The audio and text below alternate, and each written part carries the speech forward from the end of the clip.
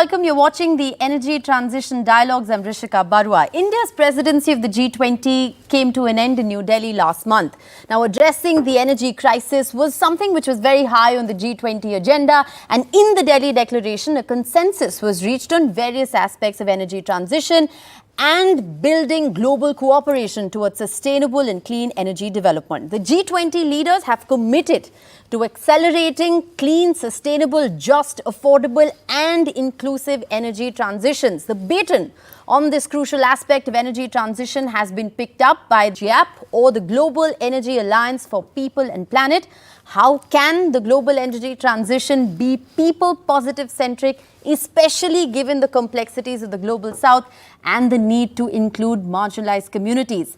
This is the question that GEAPP, the Energy Transition Dialogue that is being held in Delhi from November 1st to the 3rd, hopes to address. And to tell us more about it, joining us today is Mr. Saurabh Kumar, the Vice President of the Global Energy Alliance for People and Planet in India. Thank you very much for being with us on NDTV. You know, it's such a stellar initiative, and we just spoke about the commitment that's been made by G20 leaders in the Delhi Declaration for an inclusive and just energy transition. All of this sounds very idealistic in a certain sense. How are you intending to make it possible, and how possible is this? Thank you very much for inviting me on the show. Yes, indeed, as you rightly say, the G20 Delhi Declaration was indeed absolutely something which was needed, and just energy transition that takes care of all the requirements of a developing world is what India championed all through the G20 process.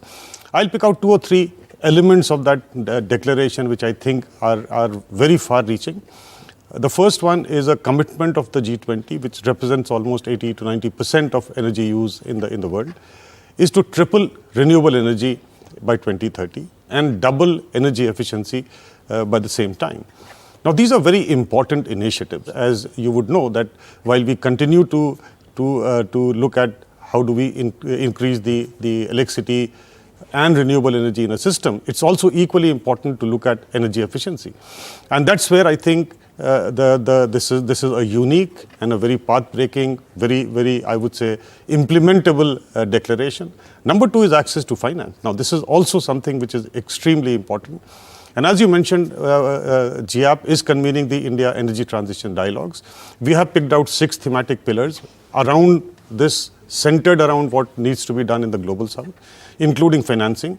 And we are getting all the alliance partners. So Global Energy Alliance is a set of alliances, including our 3 founding partners, has all the MDBs in the world. So we are getting everybody together.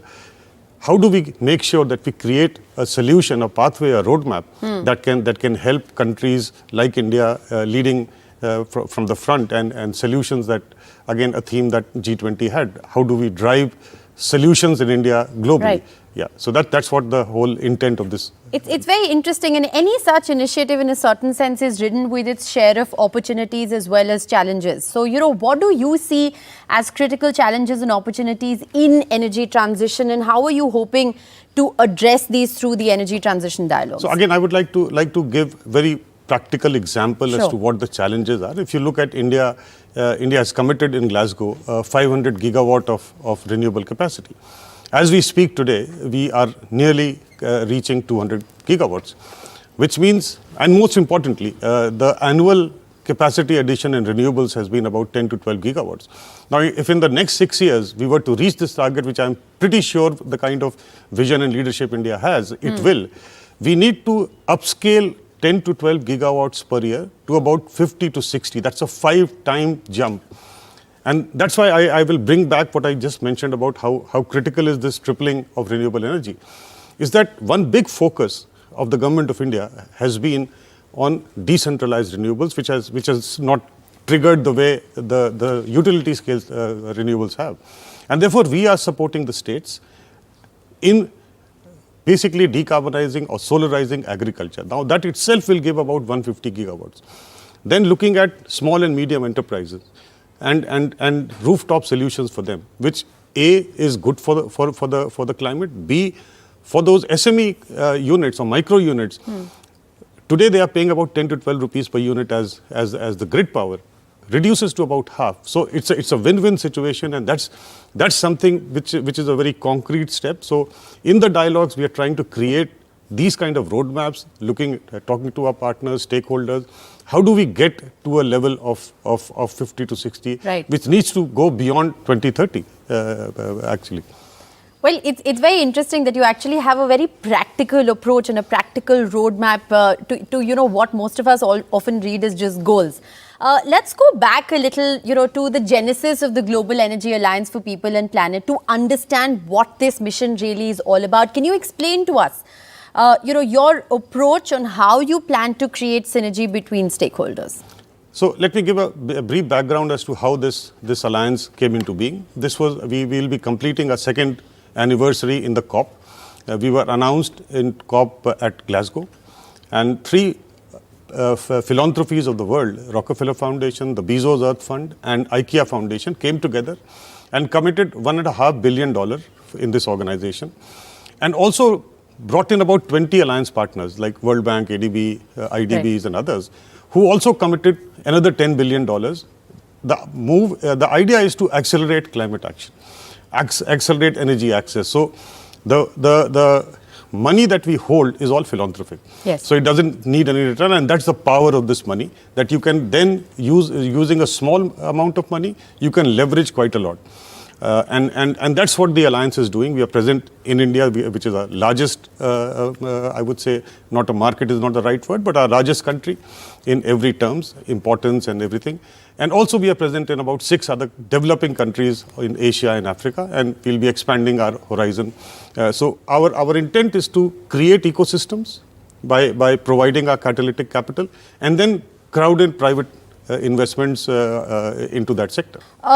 In the process of creating these collaborations, how are you supporting state and central governments? You've talked about multiple stakeholders, but how are you specifically supporting state and central governments in achieving their vision and goals of a clean energy future? I mentioned about the decentralized renewables. We have been supporting 2 state governments to begin with, to basically help them install about 1 gigawatt each of decentralized renewables. And these states are Maharashtra and Orissa. Okay. To be honest, in my last 20 years in the power sector that I've been, no entity has ever committed to do 1 gigawatts of decentralized renewables. So I'm happy to report that the first tender of 100 megawatt has already been issued by Maharashtra. What are we doing? I mean, are we funding it? Are we doing? So my construct here is it's not necessarily only the funds that result in outcomes. It is the institutional capacity. So we are focusing on institutional capacity. There's enough money available, for instance, in the PM Kusum scheme that the government of India has launched about 6 years ago. There's $4 billion of capital lying which is not being utilized.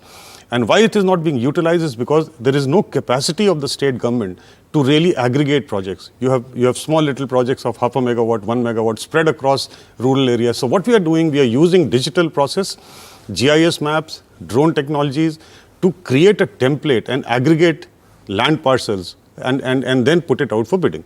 Right. Also in the same thing happens in the SME clusters, for example. The numbers are high, the roof sizes are low. Use these technologies, aggregate the demand, and then put this out for a bidding. And finally, in the SME space, for example, one of the other reasons that we have analyzed why these things don't happen, apart from the aggregation part, is that the counterparty risk is high. Developers feel that the SME unit holder may not return his money. Right. And therefore, we are putting together a risk guarantee fund, which will then reduce and mitigate these risks. As far as so this is how we are bringing in the stakeholders together, the regulators, the state government, the central governments, and a host of all these developers, financial institutions, using our small little catalytic. I'm saying small because for a country like India, which needs trillions of dollars every single year, our contribution will never be as large as that. Well, absolutely, but it has to start somewhere, and I think this is a great starting point as well. But tell us a little bit about Entice, because I think that's something which is very interesting. I think it's one of your flagship programs, if I'm not wrong. So tell us a little bit about what is the idea behind Entice, where did it come from? It is, perhaps a very critical aspect of what you're trying to do? Yeah, so Entice spreads across our entire portfolio of work. And basically what we thought, India has a brilliant ecosystem as far as startups are concerned. And so we put out 4 challenge statements, which are contemporary, which are necessary for India to decarbonize, India to progress its clean energy goals. And this cuts across decentralized renewables, battery energy storage, which is absolutely critical when it comes to having renewable energy in the terms that we are looking at. So we put out these challenges through our partners, and we put a consortium of partners together. And I'm very proud to say that we have a great set of partners that we have, including the Office of the Principal Scientific Advisor, who helped us, industry associations, startups associations, and financial institutions.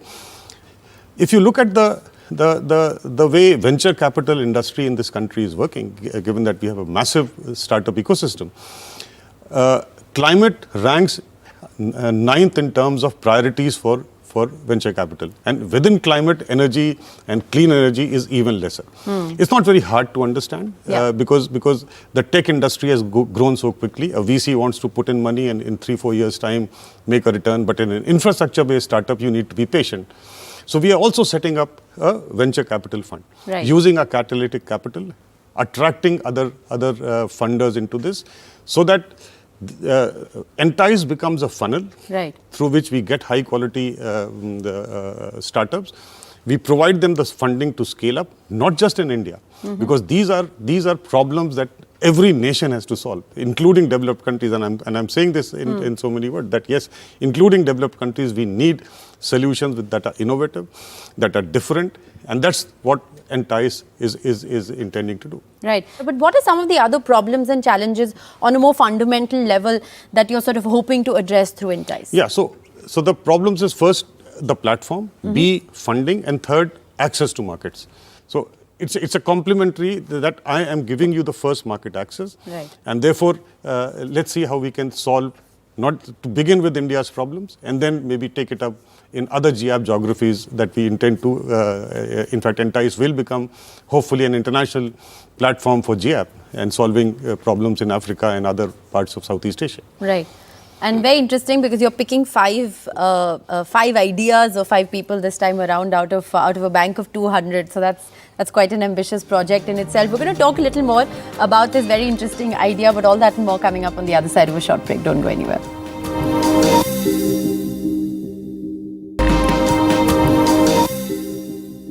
Welcome back. You're watching the Energy Transition Dialogues. And before we took a break, we were talking about GEAPP's flagship program, which is Entice, which is essentially an innovation challenge that is looking for and funding scalable solutions to our energy transition agenda. So tell us why it is important to fast-track progress towards climate change goals. Well, we are seeing what is happening around the world. And so it's no longer a hypothesis. We have seen what has happened in New York, the kind of flooding that has happened in Sikkim just a couple of days ago. So climate change is now real, and it's going to affect large number of people. I just saw today in the newspaper that almost 22 crore people in India and Pakistan will suffer from variety of health issues if this continues. So I think there's no doubt in anyone's mind globally that we need to act, and we need to act as quickly as we possibly can, and that's why this whole the movement towards making good progress, substantial progress on climate is absolutely essential. How do we essentially scale up? What is the path forward as far as scale up is concerned? Which are the sectors where renewable energy can really be a game changer, according to you? So many. I mean, I mentioned about the decentralized renewables. I'll not talk about it more. Let's pick out the 2 or 3. I mean, if you look at India's energy use, and I'm now including other forms of energy than electricity. Electricity is only 20%, and about 30 to 35% is your transport. Now, transport is an extremely important element, because A, you can decarbonize it easily if you turn it into renewable led. B, it also then reduces your energy security, because 85% of our oil is actually imported. So we are also focusing on transport as well, particularly an area a sector that impacts a lot of people in this country, and that is public transport. So we are, in association with US government and Government of India, putting together a program where 50,000 electric buses will be deployed in the next 3 to 4 years. And this is a very ambitious program. It's a very unique program, I would say, which I must compliment the Government of India, Ministry of Heavy Industry and Ministry of Power, because India's leadership in creating a program is tremendous. It will catalyze investments into 50,000 electric buses, private investment, and that's worth about $10 billion. So that's the power of an ecosystem change versus funding that thing directly. Secondly is the battery energy storage. Battery energy storage, this country will need 50 gigawatt of batteries by 2030. And today we have practically none. So how do we get to that situation? Again, this is something which, not just the dialogues we'll talk about. We want to show a real thing that commercially viable battery systems are, and one of the challenges in Entice is to create a battery energy system, physical, right, which is affordable and can be deployed fast and at scale. And these examples will then lead to their replication across the world. Just to look at what has worked in India very, very well, how can this be applied to any other global south? So it's India's leadership in G20 coming forth as variety of things that I just described. So that's what our plan moving forward is. Interesting. You spoke earlier briefly about COP. So I'll ask you now, COP28 is coming up next month. It's going to be the next big gathering of world leaders after what we saw happen in G20 last month. What can we really look forward to from it? Many things. Of course, for the first time, as a run-up to the COP, for the first time, I think the $100 billion promise seems to be coming true. So I think it's a good sign coming into the COP. And I think there should be also, we hope to see some sort of a more acknowledgement, not that I'm saying that we are trying to do that, but that catalytic capital like us can really make an enormous difference in the way climate goals are pursued in a country.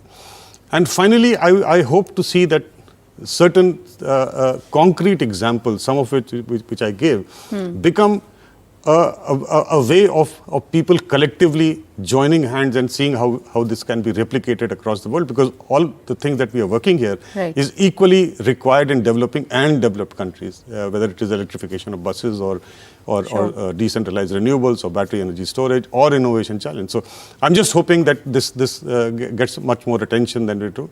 And finally, the energy transition dialogue that I spoke about, 6 thematic areas, we intend to create a roadmap for this. We hope to present this roadmap in COP28. That could become, again, something that can be replicated in other countries, and as we transition and look at what policy changes, what implementation changes we need. So this is what our lookout as far as, of course, we will present Entice, we will present our GRACE platforms, but on the whole, this is what we would like to see in the COP. All right. Well, tangible solutions and tangible outcomes is what one eventually hopes for. And, like we said, it's only rhetorical to talk about expediting this. I mean, we need all of this and we need it yesterday. Thank you so much for your time and wish you all the very best with your initiatives.